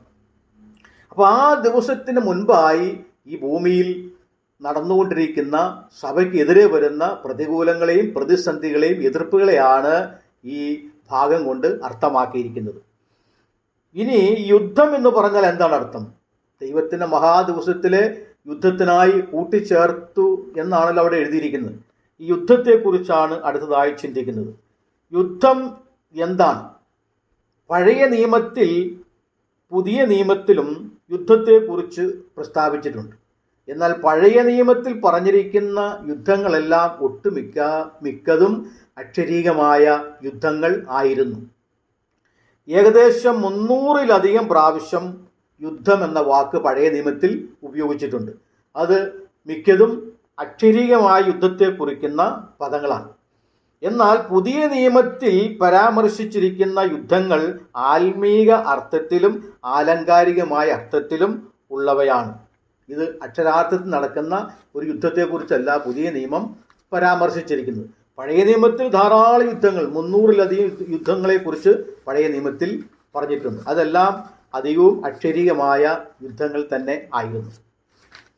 അപ്പോൾ ഇവിടെ ഈ വെളിപ്പാട് പുസ്തകം നാം പരിശോധിക്കുമ്പോൾ ഈ യുദ്ധം എന്ന പദം 6 പ്രാവശ്യം മാത്രമേ ഉപയോഗിച്ചിട്ടുള്ളൂ. വെളിപ്പാടിൽ 1-ാം അധ്യായം മുതൽ ഒടുവിലത്തെ അധ്യായം വരെ 6 പദങ്ങൾ യുദ്ധം എന്ന് ഉപയോഗിച്ചിട്ടുണ്ട്. ഇതെല്ലാം അക്ഷരാർത്ഥത്തിലുള്ള യുദ്ധങ്ങളെ അല്ല അർത്ഥമാക്കുന്നത്, സിംബോളിക്കലാണ്, ആലങ്കാരികമായ അർത്ഥമാണ് അതിന് വരുന്നത്. യുദ്ധങ്ങളെന്ന് പറഞ്ഞാൽ വാളും കുന്തവും എടുത്ത് യുദ്ധം ചെയ്യുന്നതോ അല്ലെങ്കിൽ ഇന്നത്തെ ആധുനിക യുദ്ധോപകരണങ്ങൾ കൊണ്ടുള്ള യുദ്ധങ്ങളല്ല ഇവിടെ ഉദ്ദേശിച്ചിരിക്കുന്നത്. കാരണം ദൈവത്തിൻ്റെ സഭ ഇന്ന് ഭൂമിയിൽ നിലനിൽക്കുകയാണ്. ഈ സഭയ്ക്കെതിരെ വരുന്ന പോരാട്ടങ്ങളെയാണ് ഇവിടെ യുദ്ധം എന്നതുകൊണ്ട് ഉദ്ദേശിക്കപ്പെട്ടിരിക്കുന്നത്. യുദ്ധം എന്ന് വെളിപ്പാടിൽ ഉപയോഗിച്ചിരിക്കുന്ന ആ വാക്ക് പോലേമോസ് എന്നൊരു പദമാണ് യുദ്ധം എന്നതിന് വെളിപ്പാടിൽ ഉപയോഗിച്ചിരിക്കുന്നത്, ഗ്രീക്ക് പദം. ഈ പദമാണ് ഈ 6 സ്ഥലത്തും പോലേമോസ് എന്ന വാക്കാണ് ഉപയോഗിച്ചിരിക്കുന്നത്. അത് ഇംഗ്ലീഷിൽ ബാറ്റിൽ എന്നും വാർ എന്നും വിവർത്തനം ചെയ്തിരിക്കുന്നു. ലാറ്റിൻ ഭാഷയിൽ യുദ്ധം എന്നതിന് ബെല്ലം എന്ന വാക്കാണ് ഉപയോഗിച്ചിരിക്കുന്നത്. പുതിയ നിയമത്തിൽ യുദ്ധം എന്നാൽ ആത്മീയ പോരാട്ടം എന്നാണ് അർത്ഥം. നമുക്ക് പോരാട്ടമുള്ളത് ജഡരക്തങ്ങളോടല്ല, വാഴ്ചകളോടും അധികാരങ്ങളോടും ഈ അന്ധകാരത്തിൻ്റെ ലോകാധിപതികളോടും സ്വർലോകത്തിലെ ദുഷ്ടാത്മസേനയോടും അത്രേ. എഫേസ്യ ലേഖനം 6-ാം അധ്യായം 12-ാമത്തെ വാക്യം. നിങ്ങൾ എങ്കൽ കണ്ടതും ഇപ്പോൾ എന്നെക്കുറിച്ച് കേൾക്കുന്നതുമായ അതേ പോരാട്ടം നിങ്ങൾക്കുമുണ്ടല്ലോ. ഫിലിപ്പിയർ 1-ന്റെ-30-ാമത്തെ വാക്യം. അപ്പോൾ ഈ യുദ്ധം എന്ന് പുതിയ നിയമത്തിൽ പറഞ്ഞിരിക്കുന്നതെല്ലാം അക്ഷരാർത്ഥത്തിലുള്ള യുദ്ധങ്ങളല്ല, അത് ആത്മീയ പോരാട്ടമാണ്. അപ്പോൾ ആത്മീയ പോരാട്ടം എന്ന അർത്ഥത്തിലാണ് ഇവിടെ ഈ പോലോമോസ് അല്ലെങ്കിൽ യുദ്ധം എന്ന് പറഞ്ഞിരിക്കുന്നത്. അപ്പോസ്തലനായ പൗലോസ് പറഞ്ഞിരിക്കുന്നത് നമുക്ക് പോരാട്ടമുള്ളത് ജഡരക്തങ്ങളോടല്ല, വാഴ്ചകളോടും അധികാരങ്ങളോടും ഈ അന്ധകാരത്തിൻ്റെ ലോകാധിപതികളോടുമാണ്, പിശാചിനോടും അവരുടെ സൈന്യത്തോടും. അത് അക്ഷരീകമല്ലല്ലോ, അത് ആത്മീയ പോരാട്ടമാണല്ലോ. അപ്പോൾ ആത്മീയമായിരിക്കുന്ന പോരാട്ടം ദൈവത്തിൻ്റെ സഭയ്ക്കുണ്ടാകും. ദൈവമക്കൾ ഈ പോരാട്ടത്തെ അതിജീവിച്ച് ലോകത്തെയും ജഡത്തെയും പിശാചിനെയും ജയിക്കണം. ഈ പോരാട്ടങ്ങളിൽ നിന്നും അവർ വിജയം വരിച്ച് വിജയശ്രീലാളിതരായിട്ട് ജീവിക്കണമെന്നാണ് ഇവിടെ ഉദ്ദേശിക്കപ്പെട്ടിരിക്കുന്നതിൻ്റെ അർത്ഥം. അതുകൊണ്ട് വെളിപ്പാടിൽ പറഞ്ഞിരിക്കുന്ന യുദ്ധം എന്ന് പറഞ്ഞാൽ അക്ഷരാർത്ഥത്തിൽ ഏതെങ്കിലും ഒരു സ്ഥലത്ത് വെച്ച് യുദ്ധം നടക്കുന്നതിനെ കുറിച്ചല്ല, മറിച്ച് ആത്മീയമായ പോരാട്ടത്തെയാണ് ഇത് അർത്ഥമാക്കിയിരിക്കുന്നത്. ദൈവത്തിൻ്റെ സഭ ആരംഭിച്ച കാലം മുതൽ തന്നെ ഈ സഭ എടുക്കപ്പെടുന്നവരെയും പോരാട്ടങ്ങൾ സഭയ്ക്ക് നേരിട്ടുകൊണ്ടേയിരിക്കും. അപ്പോസ്തലനായ പൗലോസ് പറഞ്ഞിരിക്കുന്നത് നാം അനേകം കഷ്ടങ്ങളിലൂടെ ദൈവരാജ്യത്തിൽ കടക്കേണ്ടതാകുന്നു എന്ന് താൻ പറഞ്ഞിട്ടുണ്ടല്ലോ. അപ്പോൾ സഭ ഈ ഭൂമിയിൽ നിന്നും മാറ്റപ്പെടുന്നവരെയും അനവധി പോരാട്ടങ്ങൾ സഭയ്ക്ക് അഭിമുഖീകരിക്കേണ്ടതായിട്ട് വരും. അതിനെയാണ് ഇവിടെ യുദ്ധങ്ങൾ എന്ന് വെളിപ്പാടിൽ പറഞ്ഞിരിക്കുന്നത്. അല്ലാതെ ഏതെങ്കിലും അക്ഷരീകമായ ഒരു യുദ്ധമോ ഒരു രാജ്യത്തോടുള്ള യുദ്ധമോ അല്ലെങ്കിൽ ദൈവസഭ അംഗങ്ങൾ ആയുധമെടുത്ത് രാജ്യങ്ങളോടോ ശത്രുക്കളോടോ പോരാടുന്നതോ യുദ്ധം ചെയ്യുന്നതോ അല്ല. ആത്മീയ പോരാട്ടം ആണ് ഇവിടെ പറഞ്ഞിരിക്കുന്നത്. അപ്പോസ്തലനായ പൗലോസ് കോരിന്ത് ലേഖനത്തിൽ പറഞ്ഞിരിക്കുന്നത് ഞങ്ങളുടെ പോരിൻ്റെ ആയുധങ്ങൾ ജഡീകങ്ങളല്ല, കോട്ടകളെ തകർപ്പാൻ തക്കവണ്ണം ദൈവസന്നിധിയിൽ ശക്തിയുള്ളവ അത്രേ എന്നാണല്ലോ പറഞ്ഞിരിക്കുന്നത്. അപ്പോൾ ഈ പോരാട്ടം അക്ഷരീകമായ പോരാട്ടമല്ലെന്നും അതിന് ആയുധങ്ങളില്ല എന്നും വളരെ വ്യക്തമാണല്ലോ. ആത്മീയമായ പോരാട്ടത്തെയാണ്. പൗലോസിന് നിരവധി പോരാട്ടങ്ങൾ ഉണ്ടായിരുന്നു. അതുകൊണ്ട് ഫിലിപ്പിയരോട് പൗലോസ് പറയുകയാണ്, എനിക്കുള്ള അതേ പോരാട്ടം നിങ്ങൾക്കുമുണ്ടല്ലോ, പക്ഷെ നിങ്ങൾ തളർന്നു പോകരുത്, പോരാട്ടത്തിൽ വിജയിക്കണമെന്നാണ് അവരെ ധൈര്യപ്പെടുത്തിക്കൊണ്ട് പൗലോസ് പറഞ്ഞിരിക്കുന്നത്. അപ്പോൾ യുദ്ധം എന്താണെന്ന് മനസ്സിലായല്ലോ. അടുത്തത് ഹർമഗദോൻ എന്ന് പറഞ്ഞാൽ എന്താണ് അതിൻ്റെ അർത്ഥം, അത് പരിശോധിക്കാം. ഹർമഗദോൻ എന്ന പദം വെളിപ്പാട് ഈ 16-ാം അധ്യായത്തിൻ്റെ 12 മുതൽ 16 വരെയുള്ള വാക്യങ്ങളിൽ മാത്രമേ കാണുവാനായിട്ട് കഴിയുന്നുള്ളൂ. ഒരൊറ്റ വാക്ക് ഒരു പ്രാവശ്യം മാത്രമേ വെളിപ്പാടിൽ ഈ പദം ഉപയോഗിച്ചിട്ടുള്ളൂ. വെളിപ്പാടിൽ എന്നല്ല, 66 പുസ്തകങ്ങളിൽ മറ്റൊരു സ്ഥലത്തും ഹർമഗദോൻ എന്ന പദം ഉപയോഗിച്ചിട്ടില്ല. എങ്ങനെയാണ് ഈ പദം ഉണ്ടായത്? ഇതൊരു സിംബോളിക്കൽ വേർഡാണ്, ആലങ്കാരികമായി ഉപയോഗിക്കേണ്ട ഒരു വാക്കാണിത്. ഇത് ഉത്ഭവിച്ചത് എബ്രായ ഭാഷയിൽ ഹാർ മെഗിദോ എന്ന പദത്തിൽ നിന്നാണ് ഹർമഗദോൻ എന്ന വാക്ക് ഉണ്ടായത്. ഹാർ മെഗിദോ, അതിൻ്റെ അർത്ഥം കുന്നുകളുടെ നിര അല്ലെങ്കിൽ മെഗിദോ കുന്ന് എന്നാണ് ഹാർ മെഗിദോ എന്ന വാക്കിൻ്റെ അർത്ഥം. അതിൽ നിന്നാണ് ഹർമഗദോൻ എന്ന വാക്ക് ഉത്ഭവിച്ചത്. ഹർമഗദോൻ എന്നുള്ളത് ആലങ്കാരികമായ ഒരു പദമാണ്. എന്നാൽ മെഗിദോ എന്നുള്ളത് അക്ഷരാർത്ഥത്തിൽ ഇസ്രായേലിൽ നിലനിൽക്കുന്ന ഒരു സ്ഥലമാണ് ഈ മെഗിദോ എന്ന ആ പേരും ആ സ്ഥലവും. ആയതിനാൽ ഈ മെഗിദോയെക്കുറിച്ച് ചില കാര്യങ്ങൾ പരിശോധിക്കാം. മെഗിദോ എന്ന് പറഞ്ഞാൽ മൗണ്ട് മെഗിദോ അല്ലെങ്കിൽ മെഗിദോ കുന്ന് എന്നർത്ഥം. പഴയ നിയമത്തിൽ മെഗിദോ എന്ന സ്ഥലം ബൈബിളിൽ പല സ്ഥലത്തായിട്ട് പറഞ്ഞിട്ടുണ്ട്. ഈ സ്ഥലം വടക്കൻ ഇസ്രായേലിലെ ജസ്രീൽ താഴ്വരയിലാണ് സ്ഥിതി ചെയ്യുന്നത്. വടക്കേ ഇസ്രായേലിലെ ജസ്രീൽ എന്ന ഒരു താഴ്വരയുണ്ട്. ആ താഴ്വരയിലാണ് ഈ മെഗിദോ സ്ഥിതി ചെയ്യുന്നത്. അതായത് കർമ്മേൽ പർവ്വത നിരയും കിഴക്ക് ജോർദാൻ താഴ്വരയും ഉള്ള ഒരു സ്ഥലമാണ് മെഗിദോ. മെഗിദോൻ്റെ പടിഞ്ഞാറ് കർമ്മേൽ പർവ്വത നിരയും കിഴക്ക് ജോർദാൻ താഴ്വരയുമാണ്. അല്ലെങ്കിൽ ഈ രണ്ട് മലകളുടെ അല്ലെങ്കിൽ പർവ്വതങ്ങളുടെ സ്ഥലങ്ങളുടെ ഇടയിലുള്ളതായ ഒരു താഴ്വരയാണ് മെഗിദോ താഴ്വര. മെഗിദോനെ താഴ്വര എന്ന് ബൈബിളിൽ രേഖപ്പെടുത്തിയിട്ടുണ്ട്. കർത്താവായ യേശുക്രിസ്തു രൂപാന്തരം പ്രാപിച്ച താബോർ മലയിൽ നിന്ന് നോക്കിയാലും കർമ്മേൽ പർവ്വതത്തിൽ നിന്ന് നോക്കിയാലും ജോർദാൻ്റെ പ്രദേശത്ത് നിന്ന് നോക്കിയാലും ഈ മെഗിദോ താഴ്വര കാണുവാനായിട്ട് കഴിയും. അപ്പോൾ ഈ മൂന്ന് സ്ഥലങ്ങളുടെ ഇടയിൽ നിലനിൽക്കുന്ന സ്ഥിതി ചെയ്യുന്ന മനോഹരമായ ഒരു സ്ഥലമാണ് മെഗിദോ. ഞാൻ മെഗിദോയിൽ പോയിട്ടുണ്ട്, നേരിട്ട് കണ്ടിട്ടുണ്ട്. അന്ന് കാലത്ത് ഈ മെഗിദോ വലിയ ജനനിബിഡമായ ഒരു സ്ഥലമായിരുന്നു. പക്ഷെ ഇന്ന് മെഗിദോയിൽ അത്രമാത്രം ആൾ താമസമില്ല. ഇന്നതൊരു ടൂറിസ്റ്റ് കേന്ദ്രമാണ്. നിരവധി ഉദ്യാനങ്ങളും കൃഷിയെ സംബന്ധിച്ചിട്ടുള്ളതായിരിക്കുന്ന ഗവേഷണങ്ങളും ഒക്കെ നടക്കുന്ന ഒരു സ്ഥലമാണ് മെഗിദോ താഴ്വര. മെഗിദോ താഴ്വര പുരാതനമായിട്ട് കനാന്യരുടെ ഒരു പട്ടണമായിരുന്നു മെഗിദോ താഴ്വര. പിന്നീട് ഇസ്രായേൽ മക്കൾ അത് യുദ്ധം ചെയ്ത് പിടിച്ചടക്കി അത് അവരുടെ അവകാശമാക്കി മാറ്റുകയായിരുന്നു. അവർ ഈജിപ്തിൽ നിന്നും പുറപ്പെട്ട് കനാൻ നാട്ടിലേക്കുള്ള പ്രയാണത്തിൽ കനാന്യരുടെ ഒരു പുരാതന പട്ടണമായ മെഗിദോ അവർ യുദ്ധം ചെയ്ത് പിടിച്ചെടുക്കുകയാണ് ഉണ്ടായത്. ഏകദേശം 6000 വർഷത്തെ സംസ്കാരവും ആ പാരമ്പര്യമുള്ള ഒരു നഗരമായിരുന്നു മെഗിദോ. ഇന്നും ഈ മെഗിദോയിൽ ധാരാളം ഗവേഷണങ്ങളും ഖനനങ്ങളും നടക്കുന്നുണ്ട്. തന്നെയുമല്ല, ഈ മെഗിദോ പഴയ നിയമകാലത്ത് ഒരുപാട് യുദ്ധങ്ങളും രക്തച്ചൊരിച്ചിലുകളും നടന്നിട്ടുള്ള ഒരു സ്ഥലമായിരുന്നു മെഗിദോ. മെഗിദോനെ കുറിച്ച് വേദാന്തം ചില കാര്യങ്ങൾ കൂടി നമുക്ക് പരിശോധിക്കാം. ഇസ്രായേൽ മക്കൾ യോശുവയുടെ നേതൃത്വത്തിൽ യുദ്ധം ചെയ്ത് മെഗിദോ പിടിച്ചടക്കി. എന്നിട്ട് ആ ഭൂമി മനശ്ശ ഗോത്രത്തിന് അവകാശമായി കൊടുത്തു എന്ന് ബൈബിളിൽ പറഞ്ഞിട്ടുണ്ട്. യോശുവയുടെ പുസ്തകം 12-ാം അധ്യായം 21-ാം വാക്യത്തിലാണ് യോശുവ യുദ്ധം ചെയ്ത് ഇതിനെ പിടിച്ചടക്കി എന്ന് പറഞ്ഞിരിക്കുന്നത്.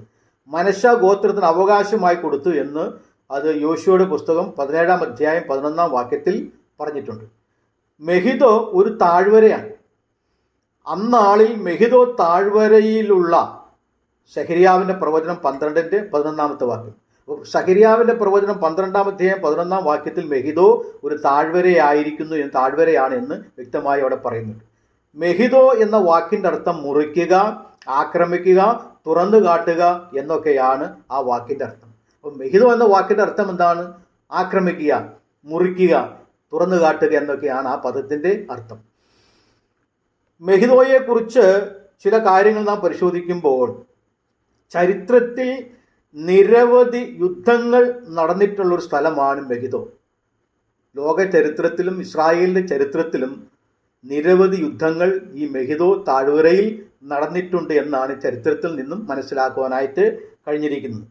ഏകദേശം ആകെ 34 യുദ്ധങ്ങൾ ഈ സ്ഥലത്ത് നടന്നിട്ടുണ്ടെന്നാണ് ചരിത്രത്തിൽ രേഖപ്പെടുത്തിയിരിക്കുന്നത്. മെഗിദോ ഒരു കുന്നിൻ്റെ മുകളിലായിരുന്നു ഈ പട്ടണം പണ്ട് കാലത്ത് സ്ഥിതി ചെയ്തിരുന്നത്. അതായത് ഏകദേശം 6000 വർഷത്തെ പഴക്കമുള്ള ഒരു പട്ടണമായിരുന്നു മെഗിദോ.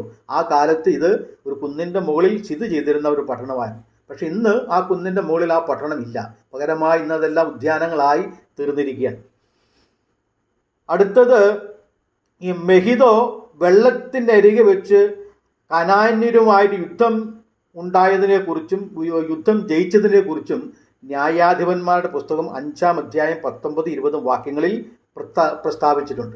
അപ്പോൾ മെഗിദോ വെള്ളത്തിനരികെയുള്ള ഒരു സ്ഥലമാണ്. വെള്ളം എന്ന് പറയുമ്പോൾ താഴ്വരയാണല്ലോ. അപ്പോൾ താഴ്വാരങ്ങളിൽ നിന്ന് വെള്ളം സമൃദ്ധിയായിട്ടുള്ളതായ ഒരു താഴ്വരയാണ് മെഗിദോ. അപ്പോൾ ആയതല്ല അവിടെ ആ മെഹിദോ വെള്ളത്തിനരികെ വെച്ച് ന്യായാധിപന്മാരുടെ കാലത്ത് യുദ്ധം ഉണ്ടാകുകയും ആ യുദ്ധത്തിൽ ഇസ്രായേൽ ജയിക്കുകയും ചെയ്തതായിട്ട് അവിടെ രേഖപ്പെടുത്തിയിട്ടുണ്ട്. അപ്പോൾ അനവധി യുദ്ധങ്ങൾ നടന്നിട്ടുള്ള ഒരു താഴ്വരയായിരുന്നു മെഹിദോ. 1918 രണ്ടാം ലോക മഹായുദ്ധം നടക്കുമ്പോൾ ആ സമയത്ത് മെഹിദോയിൽ യുദ്ധം നടന്നിരുന്നു എന്നാണ് ചരിത്രത്തിൽ രേഖപ്പെടുത്തിയിരിക്കുന്നത്. ഇനി മെഹിദോയുടെ മറ്റു ചില പ്രത്യേകതകൾ കൂടി നമുക്ക് നോക്കാം. യഹൂദ രാജാവായ അഹസ്യാവ് മെഹിദോയിൽ വെച്ച് കൊല്ലപ്പെട്ടു. രാജാക്കന്മാരുടെ 2-ാം പുസ്തകം 9-ാം അധ്യായം 27-ാമത്തെ വാക്യം. 2, യഹൂദ രാജാവായ യോശിയാവ് ഇവിടെ വെച്ച് കൊല്ലപ്പെട്ടു. രാജാക്കന്മാരുടെ 2-ാം പുസ്തകം 23-ാം അധ്യായം 29-ാമത്തെ വാക്യം. 3, ശലോമോൻ രാജാവിൻ്റെ 12 കാര്യസ്ഥന്മാരിൽ ഒരാളായ ബാനയുടെ ഹെഡ്ക്വാർട്ടേഴ്സ് മെഹിദോയിൽ ആയിരുന്നു. രാജാക്കന്മാരുടെ 1-ാം പുസ്തകം 4-ാം അധ്യായം 7 മുതൽ 12 വരെയുള്ള വാക്യങ്ങൾ. അപ്പോൾ ഇതെല്ലാം മെഹിദോയുടെ ചില പ്രത്യേകതകളാണ്. അപ്പോൾ ഈ മെഹിദോ 20 മൈൽ നീളവും 7 മൈൽ വീതിയുമുള്ള ഒരു താഴ്വരയാണ് മെഹിദോ. മെഹിദോയുടെ വീതി വിസ്താരണത്തെക്കുറിച്ച് നാം മനസ്സിലാക്കുമ്പോൾ 20 മൈൽ നീളമുണ്ട്, 7 മൈൽ വീതിയുമുള്ള ഒരു സ്ഥലമാണ് മെഹിദോ. അതൊരു താഴ്വരയാണ്. ഇനി നാം ചിന്തിക്കുന്നത് മെഹിദോയെക്കുറിച്ചുള്ള കാര്യങ്ങൾ മനസ്സിലാക്കിയല്ലോ. അപ്പോൾ ഈ മെഹിദോ അല്ലെങ്കിൽ ഹാർ മെഹിദോ എന്ന വാക്കിൽ നിന്നാണ് ഹർമഗദോൻ എന്ന പദം ഉണ്ടായതെന്ന് മനസ്സിലായിരുന്നു. അപ്പോൾ ഹർമഗദോൻ യുദ്ധം എന്ന് പറഞ്ഞാൽ അവിടെ ഈ ഹർമഗദോൻ എന്ന ആ വാക്ക് വെളിപ്പാടിലെടുത്ത് ഉപയോഗിക്കുവാനുണ്ടായ കാരണം പഴയ നിയമകാലത്തെ ദൈവജനമായിരുന്ന ഇസ്രായേലിന് മെഹിദോയിൽ വെച്ച് ഒട്ടനവധി യുദ്ധങ്ങളെ അഭിമുഖീകരിക്കേണ്ടതായിട്ട് വന്നു. അപ്പോൾ ഈ യുദ്ധങ്ങളെ സിംബോളിക്കലായിട്ട് എടുത്തുകൊണ്ടാണ് വെളിപ്പാട് പുസ്തകത്തിൽ പറഞ്ഞിരിക്കുന്നത്. ഇതുപോലെ ദൈവത്തിൻ്റെ സഭയ്ക്ക് അക്ഷരാർത്ഥത്തിലല്ല ആലങ്കാരികമായ അല്ലെങ്കിൽ ആത്മീയമായ യുദ്ധങ്ങൾ, പോരാട്ടങ്ങൾ ഉണ്ടാകും. അതിനെയാണ് ഈ ഹർമഗദോൻ അർത്ഥമാക്കിയിരിക്കുന്നത്. അത് ലോകാവസാനത്തിൽ മാത്രം സംഭവിക്കുന്ന ഒന്നല്ല. സഭയുടെ ആരംഭം മുതൽ സഭ ഭൂമിയിൽ നിന്നും എടുക്കപ്പെടുന്നത് വരെ സഭയ്ക്ക് ചെറിയതും വലുതുമായ പോരാട്ടങ്ങൾ ഉണ്ടായിക്കൊണ്ടിരിക്കും എന്നാണ് അതിൻ്റെ അർത്ഥം. അതുകൊണ്ട് അങ്ങനെയുള്ള യുദ്ധങ്ങൾ, പോരാട്ടങ്ങൾ കടന്നു വരുമ്പോൾ സഭ അതിനെ ചെറുക്കണം, ധീരതയോടെ നിൽക്കണം എന്നാണ് ഇതുകൊണ്ട് അർത്ഥമാക്കിയിരിക്കുന്നത്. അപ്പോൾ ഇതിൻ്റെ മറ്റു ചില ഭാഗങ്ങൾ നാം പരിശോധിക്കുമ്പോൾ വളരെ പ്രധാനപ്പെട്ട ഒരു കാര്യം നമുക്ക് ഇതിൻ്റെ നടുവിൽ കാണുവാനായിട്ട് കഴിയുന്നത്, ആ 15-ാമത്തെ വാക്യത്തിൽ നാം വായിക്കുന്നത് ഞാൻ കള്ളനെ പോലെ വരും എന്ന് പറഞ്ഞിട്ടുണ്ട്. ഞാൻ കള്ളനെ പോലെ വരും, നിങ്ങളുടെ ലജ്ജ കാണുമാറ് നിങ്ങൾ നഗ്നരായിരിക്കാതെ നിങ്ങളുടെ ഉടുപ്പ് സൂക്ഷിച്ചും ജാഗരിച്ചും കൊള്ളുന്നവൻ ഭാഗ്യവാൻ എന്നാണല്ലോ പറഞ്ഞിരിക്കുന്നത്. അപ്പോൾ ഈ ഹർമഗദോൻ യുദ്ധം എന്ന് പറയുമ്പോൾ അതിൻ്റെ ഇടയിൽ പറയുകയാണ് ഞാൻ കള്ളനെ പോലെ വരും. ആര് വരും? കർത്താവായ യേശു ക്രിസ്തു കള്ളനെ പോലെ വരുമെന്നാണ് പറഞ്ഞിരിക്കുന്നത്. ആ വരുന്ന സമയത്ത് വിശ്വാസികൾ ലജ്ജിതരാകാനായിട്ട് പാടില്ല. വിശുദ്ധിയും വേർപാടും ഭക്തിയുള്ളവരായി കർത്താവായ യേശു ക്രിസ്തുവിൻ്റെ പുനരാഗമനം വരെ അവർ ആ നിലയിൽ ജീവിക്കണം എന്നാണ് പറഞ്ഞിരിക്കുന്നത്. ജാഗ്രതയോടെ ജാഗരൂകരായിരിക്കണം. കള്ളനെ പോലെ വരും എന്ന് പറഞ്ഞാൽ എന്താണ് എൻ്റെ അർത്ഥം? കള്ളൻ എന്നതിന് ഗ്രീക്കിൽ കൊടുത്തിരിക്കുന്ന പദം ക്ലഫ്റ്റ് എന്നൊരു വാക്കാണ്. ക്ലഫ്റ്റസ് എന്നൊരു വാക്കാണ്. ക്ലഫ്റ്റസ് എന്ന് പറഞ്ഞാൽ കള്ളൻ, കൊള്ളക്കാരൻ എന്നൊക്കെയാണ് ആ വാക്കിൻ്റെ അർത്ഥം. അപ്പോൾ ഇവിടെ കള്ളൻ എന്ന് പറഞ്ഞിരിക്കുന്നത് സമയത്തെ കുറിക്കുന്നതിന് വേണ്ടിയിട്ടാണ്. കള്ളൻ എപ്പോഴാണ് വരുന്നതെന്ന് ആർക്കും അറിഞ്ഞുകൂടല്ലോ. അപ്പോൾ കർത്താവായ യേശു ക്രിസ്തു എപ്പോഴാണ് വരുന്നതെന്ന് ആ സമയം അറിഞ്ഞുകൂടാ. കർത്താവ് വീണ്ടും വരുമെന്നുള്ള കാര്യം സുനിശ്ചിതമാണ്, പക്ഷെ സമയം അറിഞ്ഞുകൂടാ. അപ്പോൾ ആ സമയത്തെ കുറിക്കുന്നതാണ് ഇവിടെ ഈ കള്ളൻ, ഞാൻ കള്ളനെ പോലെ വരും എന്ന് പറഞ്ഞിരിക്കുന്നതിൻ്റെ അർത്ഥം. 1 തെസ്സലോനിക്കർ 5:2 അത് പറയുന്നുണ്ടല്ലോ, കള്ളൻ രാത്രിയിൽ വരും പോലെ കർത്താവിൻ്റെ നാൾ വരുന്നു എന്നാണ് പറഞ്ഞിരിക്കുന്നത്. അപ്പോൾ കള്ളൻ രാത്രിയിൽ വരുന്നത് പോലെ കർത്താവിൻ്റെ നാൾ വരുന്നു. കള്ളൻ ഏത് സമയത്ത് വരും, രാത്രിയിൽ ഏത് സമയത്താണ് വരുന്നത്, എപ്പോഴാണെന്ന് അറിഞ്ഞുകൂടാ. അപ്പോൾ കള്ളൻ വരാതെ ജാഗ്രതയോടിരുന്നാൽ കള്ളനെ പിടികൂടാം. ഇതുപോലെ കർത്താവായ യേശുക്രിസ്തു വരുന്ന സമയം നിശ്ചയമല്ല. അപ്പോൾ ആയതിനാൽ ജാഗ്രതയോടിരിക്കണമെന്നാണ് അതിനർത്ഥം. അപ്പോൾ ആയതിനാൽ ഞാൻ കള്ളനെ പോലെ വരുമ്പോൾ നിങ്ങൾ ലജ്ജിക്കുവാൻ വകയില്ലാതെ വണ്ണം നിങ്ങളുടെ ഉടുപ്പ് സൂക്ഷിച്ചും നിങ്ങൾ വിശുദ്ധിയോടെ ജീവിക്കണം എന്നാണ് പറഞ്ഞിരിക്കുന്നത്. അപ്പോൾ ഈ ഹർമഗദോൻ പോരാട്ടങ്ങളും യുദ്ധങ്ങളും നടക്കുമ്പോൾ വിശ്വാസികളുടെ വിശുദ്ധിയും ഭക്തിയും വിശ്വാസവും നഷ്ടപ്പെട്ടു പോകാൻ പാടില്ല. കഷ്ടതയിലൂടെ, പോരാട്ടങ്ങളിലൂടെ, എതിർപ്പുകളിലൂടെ അവർ തളർന്നു പോകരുത് എന്നാണ് പറഞ്ഞു വരുന്നതിൻ്റെ അർത്ഥം. അപ്പോൾ ഹർമഗദോൻ എന്നതിനേക്കാൾ കൂടുതൽ പ്രാധാന്യം എന്താണ്?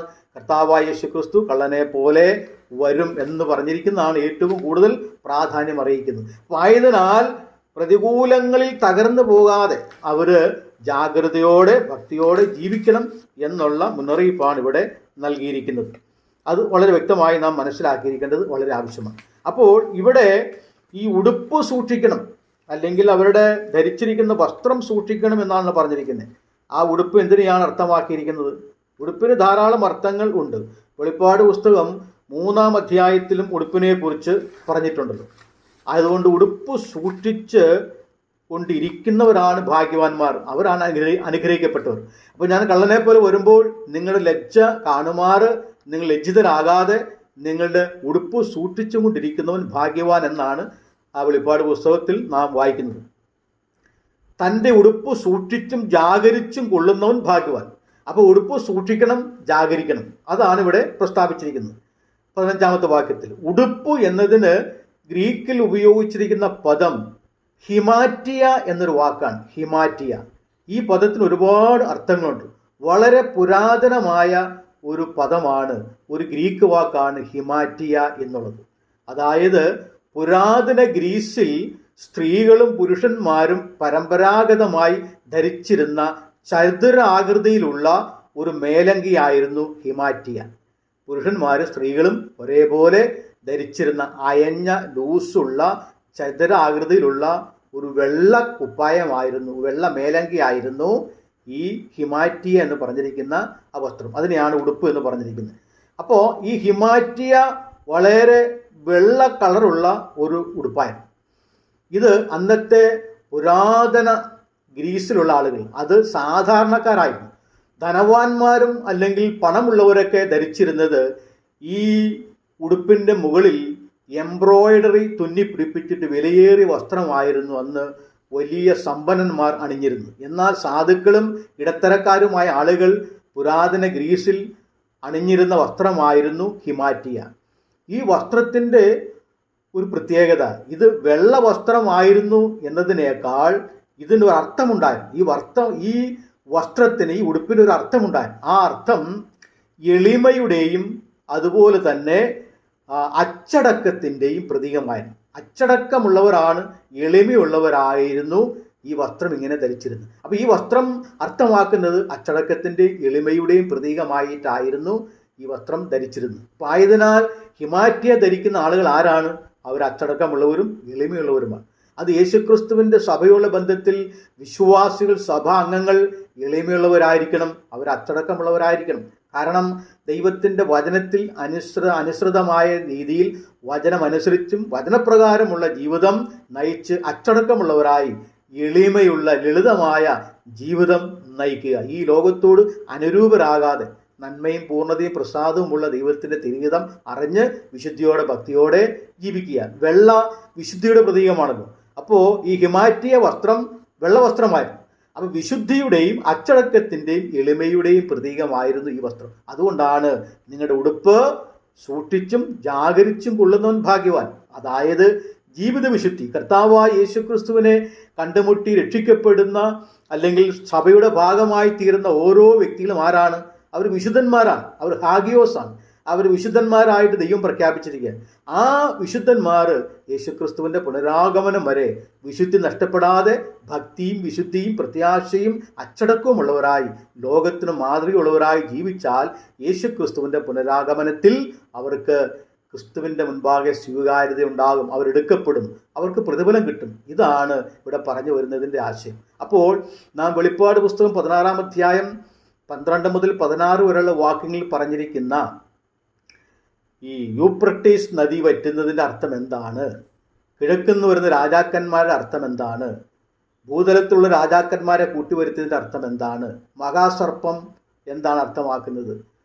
മൃഗം എന്താണ് അർത്ഥമാക്കുന്നത്? കള്ളപ്രവാചകൻ എന്താണ് അർത്ഥമാക്കുന്നത് എന്ന് നാം ചിന്തിച്ചല്ലോ. ഹർമഗദോൻ്റെ അർത്ഥം എന്താണ് എന്ന് ചിന്തിച്ചല്ലോ. അതുപോലെ തന്നെ ഉടുപ്പ്, അതിൻ്റെ അർത്ഥം എന്താണ് എന്ന് ചിന്തിച്ചു. അപ്പോൾ ഹർമഗദോൻ യുദ്ധം എന്ന് ചുരുക്കി പറഞ്ഞാൽ യേശുക്രിസ്തുവിൻ്റെ രണ്ടാമത്തെ വരവിൽ ലോകാവസാന നാളിൽ നടക്കുന്ന, അല്ലെങ്കിൽ ലോകാവസാന നാളിൽ മാത്രം നടക്കുന്ന ഒരു ആത്മീയ പോരാട്ടമല്ല.